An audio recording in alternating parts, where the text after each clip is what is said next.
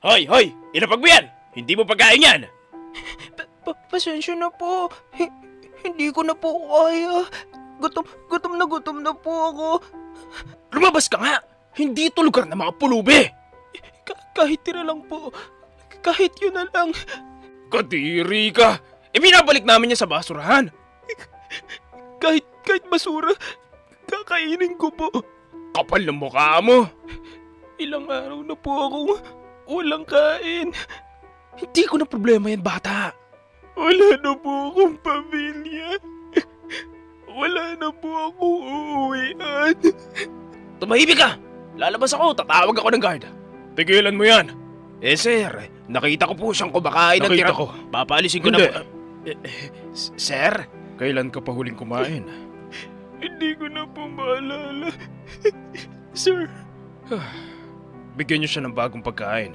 Sir, sayang Mas po. sayang kung mawawala yung pagiging tao natin. Para po ba sa akin yan? Oo. Hindi tira. Hindi basura. Totoong pagkain. Kailan po ulit may nagtrato sa akin na parang tao?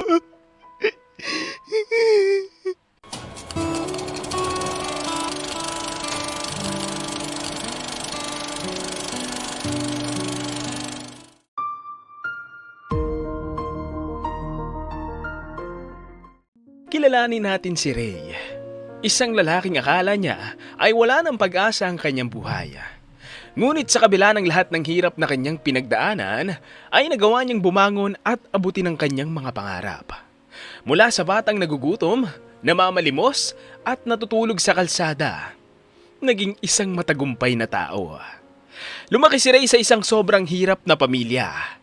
Halos isang beses na lang sila kumain sa isang araw kasama ang kanyang ina at kapatid.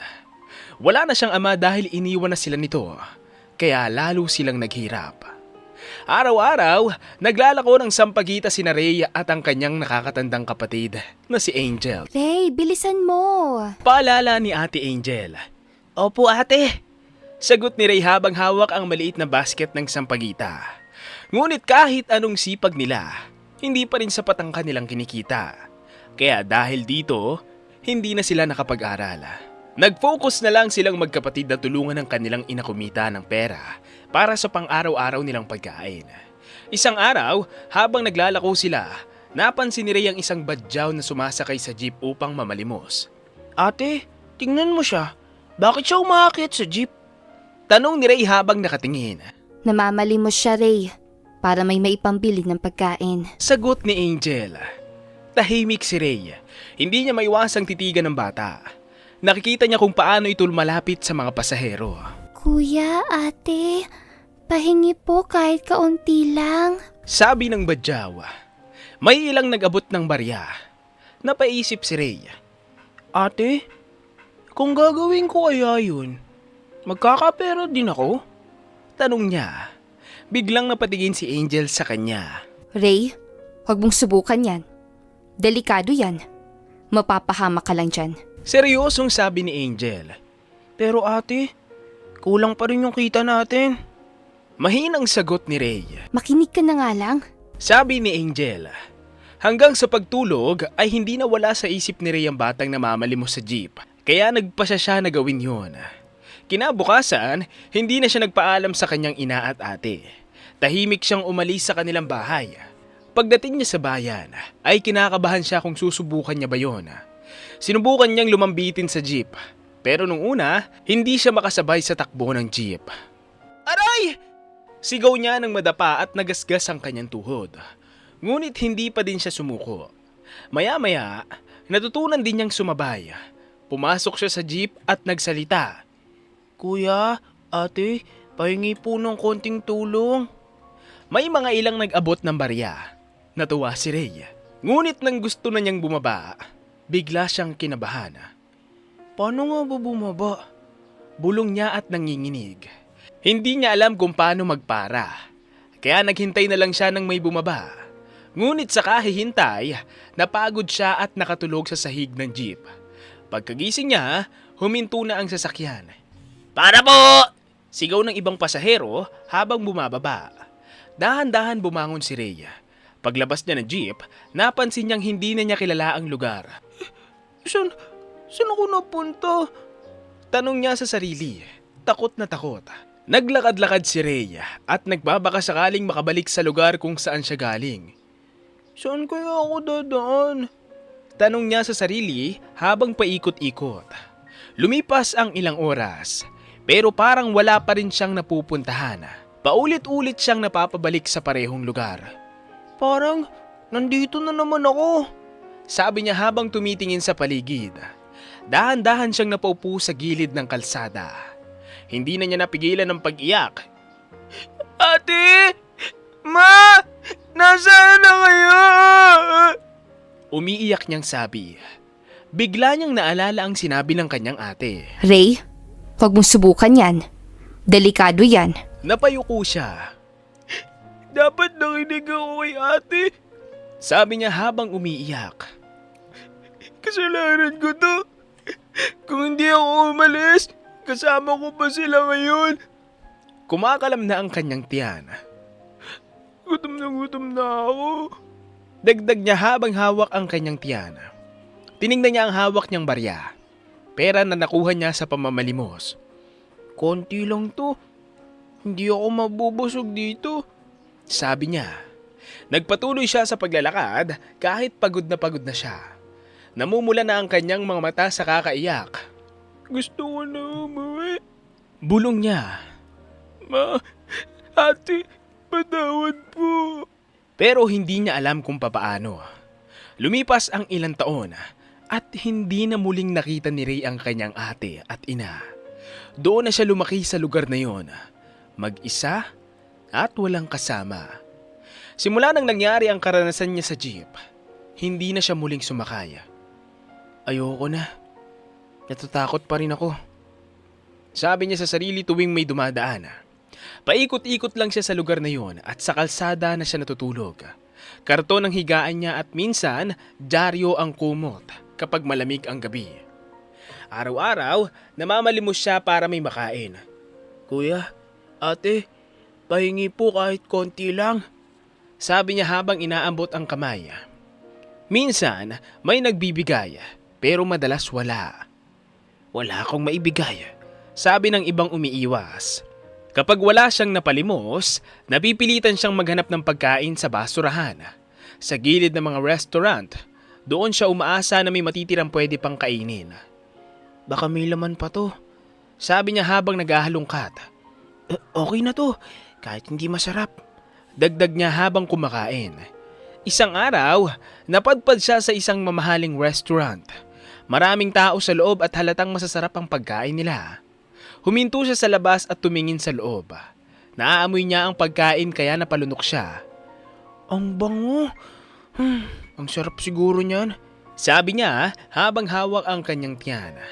Nakikita niya ang mga taong kumakain at masayang nag-uusap. Kada subo nila ay napapalunok na lang siya. Kung ako kaya yung nasa loob, busog kaya ako? Tanong niya sa sarili.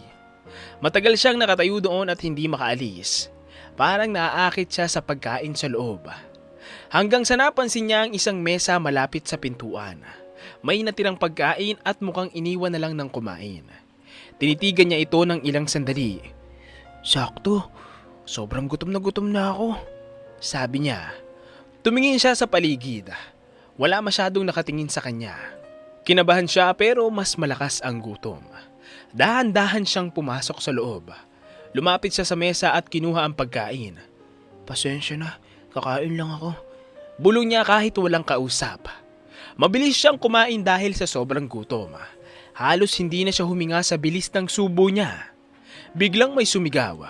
Hoy! Anong ginagawa mo dyan? Galit na sabi ng waiter. Nagulat si Ray at napahinto. Pasensya na po, gutom lang po talaga ako. Sagot niya habang nanginginig. Bawal yan dito! Lumabas ka! Sabi ng waiter habang papalapit. Napaiyak si Ray. Kahit konti lang po, hindi pa ako busog. Pakiusap niya. Pero hindi nakinig ang waiter at hahawakan na sana siya. Biglang may nagsalita. Sandali lang! Tumigil ang waiter at napatingin. Sir, papaalisin ko na po, sabi niya. Wag, sagot ng amo. Lumapit ang amo kay Ray at tiningnan siya. Kailan ka pa huling kumain? Tanong niya. Hindi agad nakasagot si Ray. Hindi ko na po maalala. Mahina niyang sagot. Tahimik ang amo sandali. Saka tumingin sa waiter. Bigyan niyo siya ng pagkain, yung maayos. Sir? Gulat na sabi ng waiter. Gawin mo na lang. Sagot ng amo. Napatingin si Ray sa amo. Talaga po? Tanong niya. Tumango ito. Umupo ka muna at kumain ka ng maayos. Dahan-dahang umupo si Ray habang nanginginig ang kamay. Maya-maya, may dalang pagkain ng waiter at inilapag ito sa harap niya. Salamat po. Maraming salamat po. Sabi ni Ray habang naiiyak. Unti-unti siyang kumain. Mas maayos na ngayon. Hindi na nagmamadali. Parang gusto niyang namnamin ang bawat subo. Sa wakas, nakaramdam siya ng busog. Nang matapos siyang kumain, nilapitan siya ulit ng may-ari ng restaurant at kinausap siya. Anong pangalan mo? Tanong ng amo habang nakatingin sa kanya. Ray po. Mahina niyang sagot. Ray, bakit ka napunta sa ganitong kalagayan? Mahinahong tanong nito. Tahimik si Ray sandali at yumuko. Nawala po ako noon. Hindi ko na po nakita yung nanay at ate ko. Sagot niya habang naiiyak. Tapos po, sa kalsada na lang ako tumira. Namamalimos po para may makain. Natahimik ang amo habang nakikinig. Wala ka ng kasama ngayon? Tanong niya. Wala na po. Sagot ni Ray. Napabuntong hininga ang amo.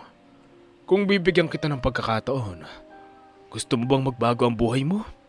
Tanong niya. Napatingin si Ray sa kanya. Gusto ko po. Pagod na po ako sa ganitong buhay. Sagot niya. Ngumiti ng kaunti ang amo. Sige, dito ka muna. Tutulungan kita. Pero kailangan mo ring magsikap. Tumango si Ray. Opo, gagawin ko po ang lahat. At sa simpleng pag-uusap na yon, nagkaroon ng bagong pag-asa si Ray. Kinabukasan, maagang nagising si Ray sa likod ng restaurant kung saan siya pinatuloy ng amo. Kahit hindi pa siya sanay sa maayos na tulugan, agad siyang bumangon nang marinig ang tawag sa kanya. Ray, gising na! May gagawin ka na! Tawag ng isang waiter. Opo! Sagot niya habang mabilis na tumayo at inayos ang sarili. Tinuruan siya ng mga simpleng gawain sa restaurant. Pinakita sa kanya kung paano maglinis ng mesa, magayos ng upuan, at maghanda ng lugar para sa mga customer. Punasan mo ito na maayos, tapos ayusin mo yung mga upuan. Sabi ng waiter habang pinapakita ang tamang paraan. Opo, gagawin ko po. Sagot ni Ray habang maingat na sinusunod ang bawat utos. Sa una, nahihirapan siya dahil hindi siya sanay sa ganitong trabaho. Mabagal siya at minsan nagkakamali. Pero hindi siya nagreklamo at patuloy lang sa ginagawa. Kailangan ko to. Ayoko na bumalik sa dati. Sabi niya sa sarili habang nagpupunas ng mesa. Habang tumatagal, unti-unti siyang natututo at nasasanay sa trabaho. Mas bumibilis na siya kumilos at mas nagiging maayos ang kanyang ginagawa. Ray! Dito ka muna tumulong! Sigaw ng isa niyang kasama. Opo! Pupunta na! Sagot niya habang agad na kumikilos. Kahit pagod, hindi siya tumitigil. Gusto niyang patunayan na kaya niyang magbago at maging maayos ang buhay niya. Napansin ng amo ang sipag at tiyaga niya sa trabaho. Basta pagka Ray, ituloy mo lang yan. Sabi nito isang araw habang pinapanood siya. Salamat po. Hindi ko po kayo bibigoin. Sagot ni Ray na may galang. Lumipas ang mga buwan at naging maayos na ang trabaho niya. Hindi na siya nahihirapan tulad ng dati at marunong na siyang makisama sa mga kasama niya. Mas naging responsable siya at nagkaroon ng tiwala sa sarili. Dati, hindi ko alam ang gagawin ko. Ngayon, kaya ko na. Sabi niya sa sarili habang nakangiti. Unti-unti, nagbago ang buhay ni Ray dahil sa sipag at pagtitiyaga niya. Kinabukasan, nilapitan siya ng kanyang amo at kinausap siya ng maayos. Ray, gusto mo bang mag-aral? Tanong nito. Nagulat si Ray at napatingin agad sa kanya. Pwede po ba yun? Matagal ko na po talagang pangarap mag-aral. Sagot niya. Kung gusto mo, tutulungan kita. Basta, magpursige ka. Sabi ng amo. Opo, gagawin ko po ang lahat. Hindi ko po sasayangin to. Sagot ni Ray. Simula noon, nag-aaral siya sa umaga at nagtatrabaho sa hapon hanggang gabi. Kahit pagod, hindi siya sumusuko. Mahirap, pero para sa pangarap ko to. Sabi niya sa sarili. Lumipas ang mga taon at nakapagtapos siya sa ALS. Mas lalo pa siyang nagsumikap dahil gusto niyang magpatuloy sa pag-aaral. Ray, kaya mo pang mag-college? Tanong ng amo. Opo, susubukan ko po. Gusto ko pong makatapos. Sagot niya. Tinulungan siya ng amo at nag-enroll siya sa kolehiyo. Habang nag-aaral, patuloy pa rin siya sa pagtatrabaho sa restaurant. Araw-araw pagod si Ray, pero tuloy pa rin siya sa trabaho. Wala siyang pahinga at kahit masakit na ang katawan niya, pumapasok pa rin siya araw-araw. Ray, magpahinga ka na muna. Mukhang masama ang pakiramdam mo. Sabi ng isa niyang kasama. Okay lang to. Kaya ko pa. Sagot niya kahit halatang nanghihina na. Kahit may sakit siya, hindi siya tumitigil sa pagtatrabaho. Para sa kanya, sayang ang bawat araw na hindi siya kikilos. Hindi ako pwedeng huminto. Para sa pangarap ko to. Sabi niya sa sarili habang nagpapatuloy sa trabaho kahit hirap na siya. Kakayanin ko to. Sabi niya sa sarili. Habang tumatagal, lalong humahanga ang amo sa kanya. Ang sipag mo, Ray. Parang anak na rin ang turing ko sa'yo. Sabi ng amo. Napangiti si Ray. Salamat po. Kayo po ang tumulong sa akin. Hindi ko po makakalimutan yon. Dahil walang anak ang amo, itinuring na rin niya si Ray na parang sariling anak. Lumipas pa ang mga taon at tuluyan nang nakagraduate si Ray sa kolehiyo. Natapos niya ang kursong Bachelor of Science in Hospitality Management. Ngunit hindi doon nagtapos ang kanyang paglalakbay. Sa kabila ng diploma, pinili niyang magpatuloy sa pag-aaral, hindi na sa loob ng silid-aralan, kundi sa aktual na kusina. Araw-araw siyang natuto ng mga bagong teknik, recipe at diskarte bilang isang chef habang patuloy na nagtatrabaho sa restaurant. Hindi pa ako tapos. Marami pa akong kailangang matutunan. Madalas niyang sabihin sa sarili. Ma? Ate? Natupad ko na. Sabi niya habang naiiyak at nakangiti. At sa wakas, ang batang dati ay namamalimos at natutulog sa kalsada ay naging isang taong may pangarap na natupad. Gamit ang lahat ng natutunan ni Ray sa pag-aaral at sa matagal niyang pagtatrabaho sa restaurant, nagpasa siyang magtayo ng sarili niyang restaurant. Hindi madali ang desisyong yun, kaya lumapit muna siya sa kanyang amo upang humingi ng gabay at tulong.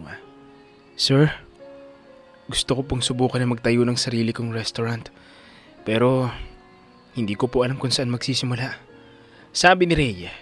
Ngumiti ang amo at tumingin sa kanya ng may tiwala. Ray, matagal ka nang handa. Nakita ko kung gaano ka kasipag at kaseryoso. Tutulungan kita, pero ikaw ang magpapatakbo niyan. Salamat po, sir. Hindi ko po kayo bibiguin. Sagot ni Ray.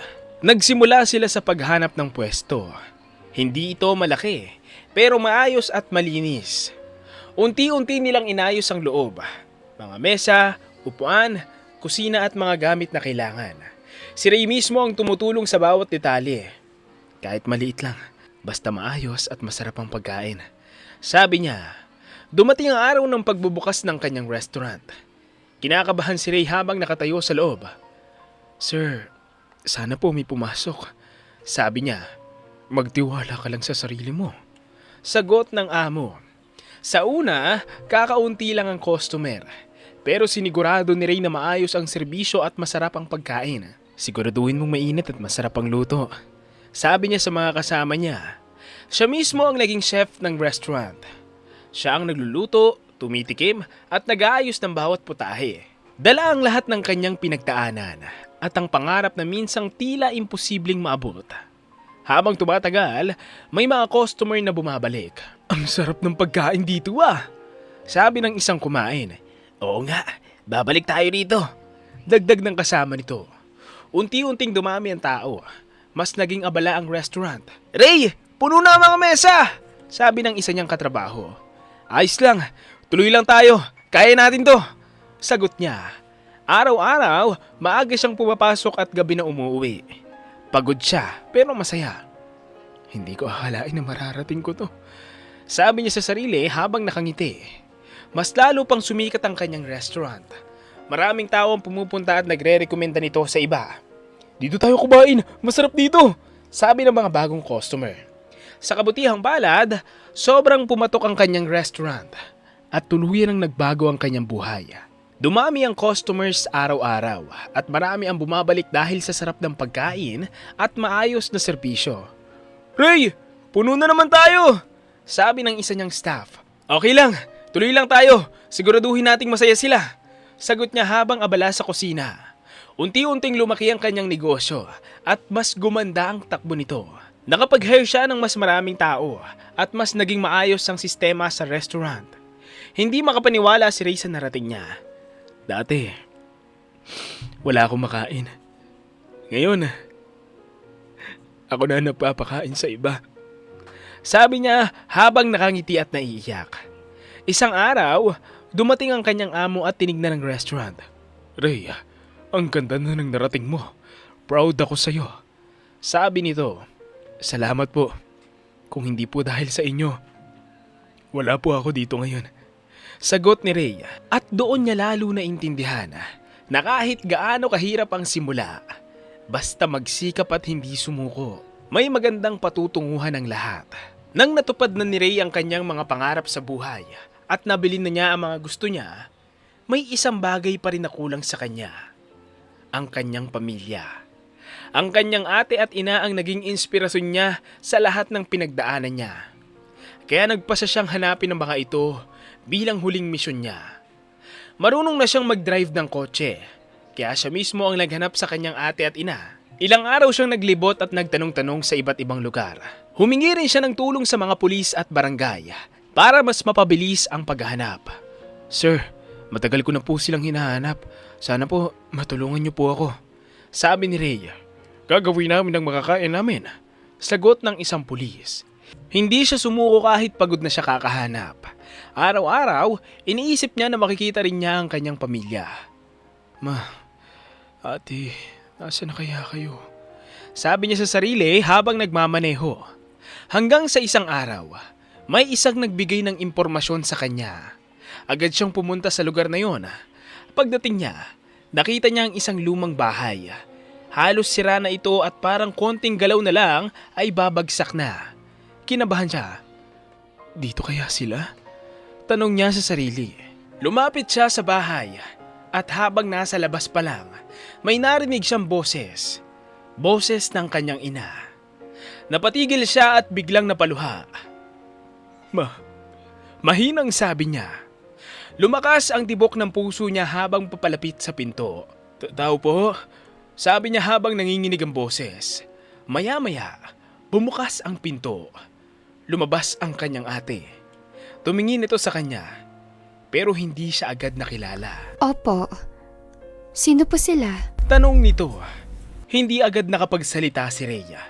Naiiyak siya habang nakatingin sa kanyang ate. Ate, ako to. Sabi niya, napatitig ang kanyang ate. Hindi pa rin siya makapaniwala. Ray? Mahina nitong sabi. Tumango si Ray habang umiiyak. Ate, ako to. Si Ray.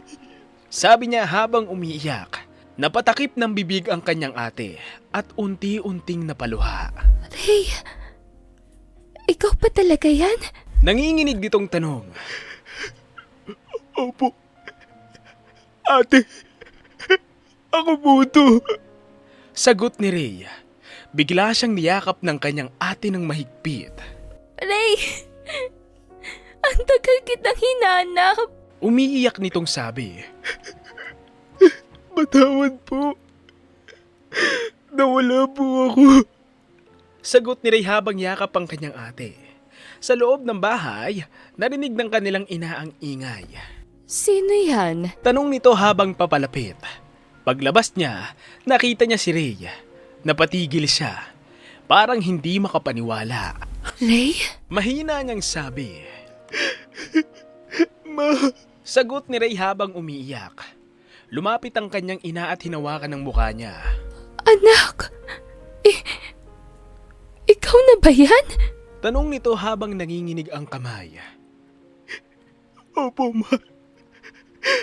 Ako po to. Sagot niya. Bigla siyang niyakap ng kanyang ina. Oh, anak. Ang tagal kitang hinintay. Sabi nito habang umiiyak. Ma, patawad po. Hindi ko po sinasadya. Sagot ni Ray. Hindi mo kasalanan. Ang importante, nandito ka na. Sabi ng kanyang ina. Matagal silang nagyakapan at umiyak. Hindi nila akalaing magkikita pa silang muli. Pagkatapos ng ilang sandali, pinunasan ni Ray ang kanyang luha at tumingin sa kanilang bahay. Sama na po kayo sa akin. Hindi na po kayo maghihirap. Sabi niya, nagkatinginan ng kanyang ate at ina. Sigurado ka ba, anak? Tanong ng kanyang ina. Opo, ma. Ako na po ang bahala sa inyo ngayon. Sagot ni Ray. Ngumiti ang kanyang ate habang umiiyak. Ang laki na ng pinagbago mo. Dahil po sa inyo. Kayo po ang inspirasyon ko. Sagot niya. Mula sa araw na yon, nagsama-sama muli ang kanilang pamilya. At sa wakas, ang batang minsang nawala at naghirap sa kalsada ay nakabalik sa kanyang pamilya. May maayos na buhay at may pusong marunong tumanaw ng utang na loob. At hanggang dito na lang ang magandang storyang ito.